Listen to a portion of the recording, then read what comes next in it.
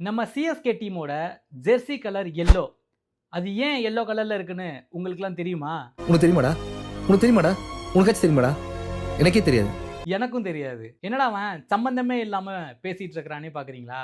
ஆமாங்க, ஒரு மைக்கும் ஒரு மேடையும் கிடைச்சிச்சுன்னா நம்ம என்ன வேணா பேசலாம், என்ன வேணா உருட்டலாம் அப்படிங்கிறது தான் இன்னைக்கு நிலைமையா மாறி இருக்கு. நாம் தமிழர் கட்சி சார்பாக பாரதியை போற்றுவோம் அப்படின்னு சொல்லிட்டு ஒரு நிகழ்ச்சி ஒன்று ஏற்பாடு செஞ்சிருக்கிறாங்க. அந்த கூட்டத்தில் சம்பந்தமே இல்லாம பாரதி பத்தி பேசாம முழுக்க முழுக்க பெரியாரை பத்தி பேசி வன்மத்தை கக்கி இருக்கிறாங்க இந்த சங்கி தமிழர் குரூப். எனக்கு கையளிக்கப்பட்டிருக்கிற தலைப்பு ஈவேராவின் இஸ்லாமிய வெறுப்பு. அதுலயும் பாத்தீங்கன்னா அபுபக்கர் என்று சொல்லக்கூடிய ஒரு இஸ்லாமிய இளைஞரை விட்டு நாம் தமிழர் கட்சியை சார்ந்த சீமான் அவர்கள் பேச சொல்லியிருக்கிறாரு. இந்த விஷயத்தை தினமலர்ல எப்படி போட்டிருக்கிறான்னா, பெரியாரை விளாசிய இஸ்லாமிய இளைஞர் அப்படின்னு அவங்களுடைய சமூக வலைத்தளங்கள்ல பரப்பிட்டு இருக்கிறான். இந்த 2026 சட்டமன்ற தேர்தல் இந்த இஸ்லாமியர்களுடைய ஓட்டு மிக மிக ஒரு முக்கியமான ஓட்டு. இந்த தேர்தலுக்காக இந்த சிறுபான்மையின மக்களை வச்சு இவனுங்க அட்டூழியம் பண்றதெல்லாம் இருக்கு பாத்தீங்களா?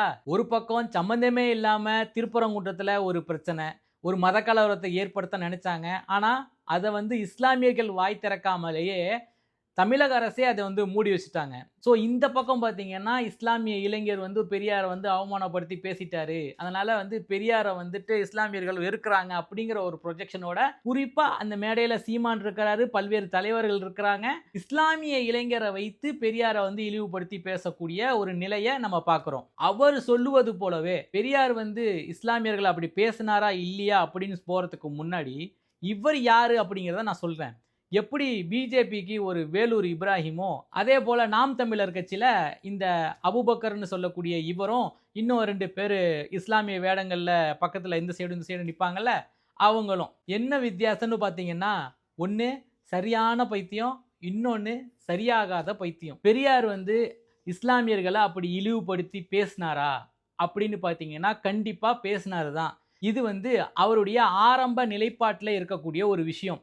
அவர் இஸ்லாமிய மதத்தை மட்டும் பேசல, கிறிஸ்துவ மதத்தையும் பேசியிருக்கிறாரு, இந்து மதத்தையும் பேசியிருக்கிறாரு, சாதி எல்லாத்தையும் பேசியிருக்கிறாரு. அதே போல இஸ்லாத்துல இருக்கக்கூடிய மூட நம்பிக்கை, இப்படி பல்வேறு பிரச்சாரங்கள்ல ஆரம்பத்துல அவர் இருந்ததுல எந்த ஒரு மாற்று கருத்தும் யாருமே சொல்ல முடியாது. அவர் இருந்தாரு தான். காலப்போக்கில் இஸ்லாத்தை நன்கு அறிந்து, உங்க அண்ணன் மாரி மேடைக்கு மேடை நிலைப்பாட்டை மாற்றக்கூடிய ஆள் கிடையாது. அதை நன்கு அறிந்து இஸ்லாத்தின் மேல தவறு கிடையாது, இங்க இருக்கக்கூடிய இஸ்லாமியர்கள் மேலதான் தவறு அப்படிங்கிறத உணர்றாரு. முகமது நபிகள் மதம் என்றோ இங்கு லுங்கி கட்டி கொண்டு அளந்து தாடி வைத்துக் கொண்டிருக்கும் சாஹிபு, ராவுத்தர், மரைக்கார்